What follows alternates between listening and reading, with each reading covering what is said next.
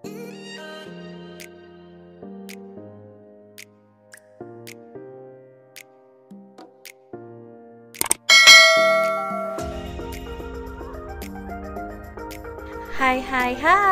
selamat pagi anak-anak ibu. Jumpa lagi dalam pembelajaran IPA bersama Ibu Desi Norani. Gimana kabarnya hari ini? Semoga dalam keadaan sehat-sehat ya. Sebelum memulai pelajaran hari ini, hendaknya anak-anak ibu berdoa menurut kepercayaan dan keyakinan kita masing-masing, agar pembelajaran pada hari ini lebih bermakna dan bermanfaat ilmunya di kemudian hari. Berdoa dimulai, berdoa selesai. Mari kita simak materi hari ini. Siap untuk belajar kan? Minggu lalu kita sudah membahas konsep listrik statis dan jenis-jenis muatan listrik. Pada hari ini kita akan membahas interaksi antara dua jenis muatan listrik dan elektroskop. Apa itu elektroskop? Mari kita simak materi pada hari ini. Ada 3 jenis benda. Yang pertama adalah benda yang netral. Benda yang netral adalah benda yang jumlah proton atau muatan positif sama dengan jumlah elektronnya atau muatan negatif. Jadi ketika benda itu mempunyai jumlah proton dan jumlah elektron yang sama besar, maka benda tersebut dikatakan sebagai benda yang netral. Benda yang netral bukan berarti benda tersebut tidak memiliki muatan positif atau negatif sama sekali. Yang dimaksud benda yang netral di sini ketika jumlah proton dan elektronnya sama. Dan benda-benda di sekitar kita umumnya adalah benda-benda yang netral, teman-teman. Jenis yang kedua adalah benda yang bermuatan positif. Kapan benda itu dikatakan menjadi benda yang bermuatan positif?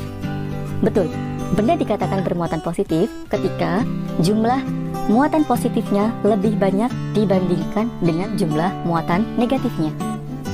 Sebaliknya, jika jumlah elektronnya lebih banyak dibandingkan dengan jumlah proton, maka benda tersebut dikatakan sebagai benda yang bermuatan negatif. Kita lanjutkan. Berikut ilustrasinya.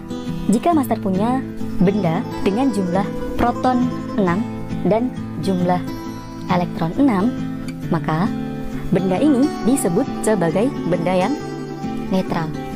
Kemudian contoh yang lain, ketika jumlah elektronnya ada 8 dan jumlah protonnya ada 5, maka benda ini dikatakan sebagai benda yang bermuatan negatif. Kenapa? Karena jumlah muatan negatifnya atau elektronnya lebih banyak dibandingkan dengan jumlah muatan positifnya. Sebaliknya, jika sebuah benda mempunyai jumlah muatan positif yang lebih banyak, di sini ada 7 muatan positif dan ada 5 muatan negatif, maka benda ini disebut sebagai benda yang bermuatan positif. Nah, sekarang kita membahas tentang interaksi antar muatan listrik. Ada 2 jenis interaksi antar muatan listrik. Yang pertama, interaksi antar muatan. Misalkan di sini proton dengan proton, kemudian elektron dengan elektron. Nah, ada juga interaksi antar muatan yang berbeda jenis. Contohnya adalah antara elektron dan proton. Interaksi antar muatan yang sejenis adalah interaksi yang saling tolak-menolak. Jadi ketika muatan negatif didekatkan dengan muatan negatif, maka muatan tersebut akan saling tolak-menolak. Sebaliknya, jika muatan berbeda jenis, elektron dengan proton didekatkan, maka elektron dan proton akan saling tarik-menarik. Besarnya tarikan atau besarnya tolakan dari muatan ini akan kita pelajari di video berikutnya tentang gaya Coulomb. Kita lanjutkan sekarang, teman-teman. Bagaimana cara membuat benda bermuatan listrik? Tadi sudah kita bahas tentang 3 jenis benda. Ada benda yang netral, ada benda yang bermuatan negatif, dan ada benda yang bermuatan positif. Nah, bagaimana cara membuat benda yang netral menjadi benda yang bermuatan negatif atau menjadi benda yang bermuatan positif? Nah, kita akan pelajari di sini. Jadi, ada 3 cara untuk membuat benda bermuatan listrik. Yang pertama, dengan cara menggosok. Yang kedua, dengan cara konduksi. Dan yang ketiga, dengan cara induksi. Nah, Master akan membahas satu per satu cara yang tadi disebutkan. Yang pertama, kita akan membahas cara membuat benda netral menjadi bermuatan dengan cara menggosok. Nah, teman-teman, cara menggosok ini adalah cara yang sederhana. Cara menggosok dilakukan dengan menggosokkan bagian suatu benda ke bagian benda lain. Jadi, ada 2 benda netral, kemudian teman-teman saling menggosokkan satu bagian benda ke bagian benda yang lain. Yang perlu teman-teman ketahui, setiap benda mempunyai kecenderungan. Ingat di sini kecenderungan untuk melepas atau menangkap elektron ketika digosokkan dengan benda yang lain. Jadi ada benda yang ketika digosokkan dengan benda A, benda tersebut melepas elektron. Sebaliknya, jika benda tersebut digosokkan dengan benda B, maka benda tersebut menangkap elektron. Jadi setiap benda itu punya kecenderungan untuk menangkap atau melepas elektron ketika dia digosokkan dengan benda yang lain. Nah teman-teman, ini contohnya. Misalkan kita mempunyai penggaris plastik yang awalnya netral. Perhatikan di sini jumlah protonnya ada 4, jumlah elektronnya juga ada 4. Artinya penggaris plastik ini awalnya adalah benda yang netral. Kemudian rambut juga sama. Awalnya adalah benda yang netral. Kita lihat di sini ada 5 elektron dan 5 proton pada rambut. Ketika kedua benda ini saling digosokkan, ternyata rambut cenderung untuk melepas elektron, sedangkan plastik cenderung untuk menangkap elektron. Jadi, elektron yang ada pada rambut sebagian pindah ke penggaris plastik. Perhatikan sekarang, jumlah elektron pada penggaris plastik sekarang lebih banyak dibandingkan dengan jumlah protonnya. Di sini terlihat elektronnya ada 6 dan protonnya hanya ada 4. Nah, artinya sekarang penggaris plastik menjadi benda yang bermuatan negatif. Sebaliknya, kita lihat di sini rambut. Rambut tadi melepas elektron. Sehingga sekarang jumlah muatan positif dari rambut lebih banyak dibandingkan dengan muatan negatifnya. Maka sekarang rambut menjadi benda yang bermuatan positif. Kita lihat contoh yang lain, yaitu kaca dengan kain sutra. Kaca awalnya adalah benda yang netral, sama halnya dengan kain sutra. Awalnya netral. Nah, ketika kedua benda ini saling digosokkan, maka kecenderungan dari kaca akan melepas elektron ke kain sutra. Sehingga kaca sekarang menjadi kelebihan jumlah muatan positif. Akibatnya kaca sekarang mempunyai jumlah elektron yang lebih sedikit dibandingkan dengan jumlah protonnya. Sehingga kaca menjadi benda yang bermuatan positif. Sebaliknya, kain sutra menjadi benda yang bermuatan negatif, karena kain sutra menangkap elektron yang ada pada kaca. Nah, di sini yang perlu teman-teman ingat kembali bahwa yang bergerak itu adalah elektron. Jadi, yang bergerak berpindah dari satu benda ke benda yang lain itu adalah elektron dari benda tersebut. Kenapa? Karena berdasarkan struktur atom yang sudah kita bahas kemarin, elektron terletak di bagian kulit atom, sehingga elektron mudah untuk terlepas dari kulit tersebut. Selain itu, massa elektron juga sangat kecil dibandingkan dengan massa proton, sehingga elektron lebih mudah untuk bergerak atau berpindah ketika ada gosokan atau gaya yang mempengaruhi elektron tersebut. Ini yang perlu diingat. Nah, teman-teman, kecenderungan benda melepas atau menangkap elektron kita akan pelajari lebih lanjut di deret tribolistrik yang videonya ada pada pertengahan video pembahasan ini. Kita lanjutkan cara membuat benda bermuatan listrik. Yang kedua adalah dengan cara konduksi. Nah, cara konduksi itu adalah cara membuat benda netral menjadi bermuatan dengan cara menempelkan benda tersebut dengan benda lain yang sudah bermuatan. Perlu ditekankan di sini, menempelkan. Jadi konduksi itu adalah menempelkan. Berarti antara benda yang satu dengan benda yang lain itu nempel atau bersentuhan. Kemudian yang perlu diperhatikan juga di sini adalah kita ingin di sini membuat benda yang netral menjadi benda bermuatan dengan cara menempelkan benda yang sudah bermuatan dengan benda yang netral. Jadi bukan menempelkan benda netral dengan netral. Jadi di sini yang kita tempelkan adalah antara benda yang sudah bermuatan dengan benda yang netral. Nah, kita lihat contohnya sebagai berikut. Misalkan kita punya sebuah benda bermuatan positif, kemudian kita tempelkan dengan benda yang netral, maka yang terjadi adalah elektron yang ada pada benda netral itu sebagian akan berpindah ke benda yang tadi bermuatan positif. Kenapa? Karena benda tersebut lebih bermuatan positif dibandingkan dengan benda yang netral. Sehingga elektron-elektron yang ada pada benda netral itu ditarik atau berpindah ke benda yang bermuatan lebih positif tersebut. Perhatikan di sini, benda yang netral sekarang menjadi benda yang bermuatan positif. Kenapa? Karena jumlah protonnya lebih banyak dibandingkan dengan jumlah elektronnya. Kita lihat contoh yang lain. Ketika ada benda bermuatan negatif ditempelkan ke benda yang netral, yang terjadi adalah elektron-elektron pada benda yang bermuatan negatif sebagian akan berpindah ke benda yang netral. Hal ini disebabkan benda yang netral lebih positif dibandingkan dengan benda yang bermuatan negatif. Sehingga elektron-elektron yang ada pada benda yang bermuatan negatif berpindah ke benda yang netral. Karena elektronnya pindah ke benda yang netral, maka sekarang benda yang netral menjadi kelebihan elektron. Karena kelebihan elektron, maka benda yang netral ini sekarang menjadi benda yang bermuatan negatif. Nah, kemudian cara yang ketiga, cara membuat benda bermuatan listrik dengan cara induksi. Kalau tadi konduksi adalah menempelkan, maka induksi hanya mendekatkan tanpa nempel. Jadi, cara membuat benda dengan induksi adalah mendekatkan benda tersebut, maksudnya di sini adalah benda yang netral dengan benda lain yang sudah bermuatan listrik. Contohnya sebagai berikut. Misalkan di sini ada benda bermuatan positif, kemudian didekatkan ke benda netral A. Maka yang terjadi pada benda netral A adalah elektron akan berkumpul ke sebelah kiri karena tertarik oleh benda yang bermuatan positif.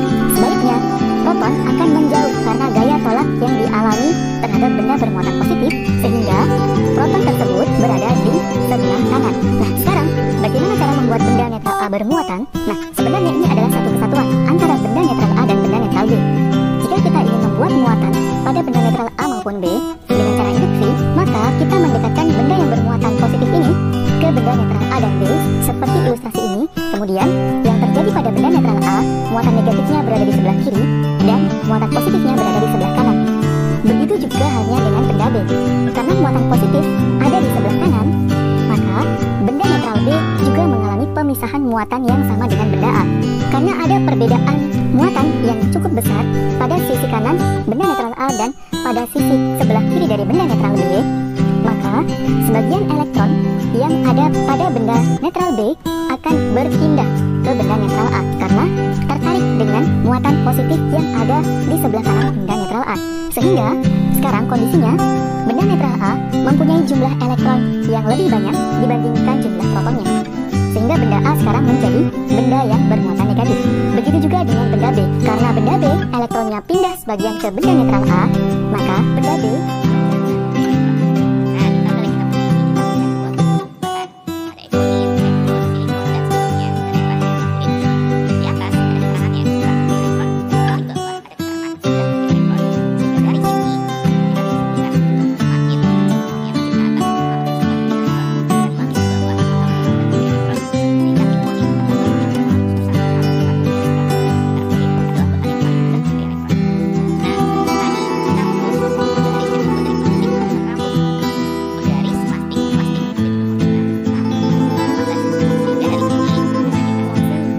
keluar di soal-soal secara umum.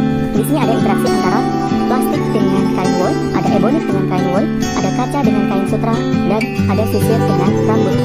Ini yang sering muncul di soal-soal. Perhatikan, ketika plastik digosok dengan kain wol, yang terjadi adalah plastik menjadi benda yang bermuatan negatif dan wol menjadi benda yang bermuatan positif. Kenapa?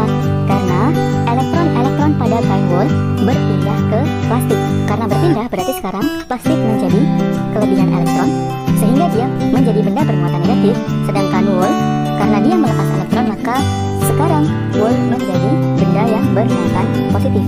Sama hanya dengan ebonit ketika digosok dengan kain wol, maka ebonit menjadi bermuatan negatif dan wol menjadi bermuatan positif. Kaca digosok dengan kain sutra, seperti yang tadi sudah disampaikan di awal, bahwa ketika kaca digosok dengan kain sutra, kaca cenderung untuk melepas elektron, sehingga kaca menjadi benda yang bermuatan positif, sedangkan kain sutra menjadi benda yang bermuatan negatif. Sisir dengan rambut pun demikian. Nah, sekarang kita membahas tentang elektroskop. Ini adalah salah satu contoh bentuk dari elektroskop. Nah, sebenarnya elektroskop itu apa, teman-teman? Elektroskop merupakan alat yang digunakan untuk mengetahui muatan listrik suatu benda.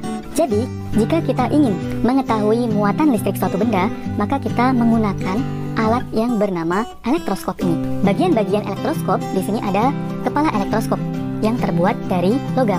Nah, kepala elektroskop berfungsi sebagai bagian dari elektroskop yang akan didekatkan ke benda yang bermuatan, yang akan kita uji apakah dia bermuatan atau tidak, atau apakah dia bermuatan positif atau negatif. Kemudian ada isolator, fungsinya adalah untuk mencegah agar muatan yang mengalir tidak hilang. Kemudian ada batang logam yang berfungsi sebagai konduktor, menghubungkan antara kepala elektroskop dengan bagian yang ada di bawahnya, yaitu daun elektroskop. Nah, bagian yang keempat adalah daun elektroskop. Daun elektroskop inilah yang akan kita amati apakah dia membuka atau menguncup. Nah, teman-teman, ada 3 jenis elektroskop. Ada elektroskop netral, ada elektroskop positif, dan ada elektroskop negatif. Nah, sekarang kita akan membahas prinsip kerja dari elektroskop, alat yang digunakan untuk mengetahui muatan listrik suatu benda. Nah, sekarang kita akan membahas elektroskop yang netral terlebih dahulu. Yang dimaksud elektroskop netral di sini adalah elektroskop yang mempunyai jumlah muatan negatif dan positif yang sama besar. Nah, kita perhatikan di sini jumlah proton dan elektronnya sama. Teman-teman di sini perlu memperhatikan daun elektroskopnya. Awalnya bentuk daun elektroskopnya adalah menguncup sebelum ada benda bermuatan yang didekatkan. Kemudian, ketika ada benda bermuatan listrik positif yang didekatkan, perhatikan di sini, maka elektron-elektron akan berkumpul di atas atau di kepala elektroskop karena tertarik dengan benda yang bermuatan positif tersebut. Sebaliknya, proton akan mengalir ke bawah karena tertolak dengan muatan positif dari benda tersebut. Perhatikan bagian daun elektroskopnya. Daun elektroskop lebih banyak mengandung muatan positif. Karena ada muatan positif pada setiap daun elektroskop, maka sesuai dengan sifat interaksi antar benda yang sejenis, maka dia akan tolak-menolak. Sehingga daun elektroskopnya akan membuka. Sama halnya ketika elektroskop netral ini didekatkan dengan benda yang bermuatan negatif, maka protonnya akan berada di atas, ditarik oleh muatan negatif dari benda yang didekatkan. Kemudian elektron yang ada pada elektroskop itu berpindah menuju ke bawah karena tertolak benda yang bermuatan negatif tersebut. Sehingga sekarang perhatikan, daun elektroskop lebih banyak muatan negatifnya. Karena keduanya sama-sama mengandung muatan negatif, maka akan terjadi gaya yang saling tolak-menolak. Hal ini yang menyebabkan daun elektroskop membuka. Nah, sekarang kita lihat prinsip kerja dari elektroskop yang bermuatan positif. Nah, elektroskop yang bermuatan positif artinya jumlah muatan positif pada elektroskop tersebut lebih banyak dibandingkan dengan jumlah muatan negatifnya. Kita lihat bagian di daun elektroskop. Karena muatan positifnya lebih banyak dibandingkan dengan muatan negatifnya, maka pada kondisi awal elektroskop positif, dia dalam kondisi terbuka karena ada gaya tolak-menolak antar muatan yang sejenis yang terdapat pada bagaimana reaksinya ketika elektroskop positif ini didekatkan dengan benda yang bermuatan positif di kepala elektroskopnya. Perhatikan di sini, maka muatan-muatan positif yang ada di kepala elektroskop berpindah ke bawah, sedangkan elektronnya tertarik ke atas elektroskop. Hal ini menyebabkan daun elektroskop sekarang menjadi lebih bermuatan positif. Karena lebih banyak muatan positifnya, maka daun elektroskop ini akan semakin membuka. Nah, sebaliknya ketika benda bermuatan negatif didekatkan, maka proton-protonnya akan ke atas dan elektron-elektron pada elektroskop yang bermuatan positif ini akan ke bawah. Sehingga daun elektroskop yang tadinya membuka menjadi menutup karena berkurangnya gaya tolak-menolak yang ada pada daun elektroskop tersebut. Hal ini juga berlaku pada elektroskop bermuatan negatif. Elektroskop bermuatan negatif berarti kondisi awalnya sama dengan elektroskop yang bermuatan positif. Daun elektroskop pada elektroskop negatif ini mempunyai kondisi awal yang membuka. Nah, jika didekatkan oleh benda yang bermuatan positif, maka perhatikan muatan negatifnya yang ada di bawah itu akan bergerak ke atas atau berpindah ke kepala elektroskop. Sedangkan muatan positifnya menuju ke bawah. Yang tadinya yang di bawah itu banyak muatan negatif, nah sekarang yang di bawah itu dinetralkan oleh muatan positif yang berada di bawah. Sehingga awalnya daun elektroskop terbuka karena sekarang jumlah muatan negatifnya atau yang sejenisnya berkurang, maka kondisi daun elektroskop akan semakin menutup. Sebaliknya, jika yang didekatkan adalah benda bermuatan negatif, maka elektron yang ada di kepala elektroskop akan semakin ke bawah, sehingga bagian bawah akan menjadi lebih bermuatan negatif. Karena lebih bermuatan negatif, maka tolak menolaknya akan semakin besar.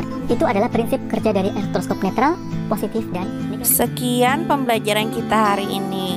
Kita akan bertemu lagi pada pembelajaran selanjutnya dengan materi hukum kolom. Assalamualaikum warahmatullahi wabarakatuh. Tetap semangat ya anak-anak ibu.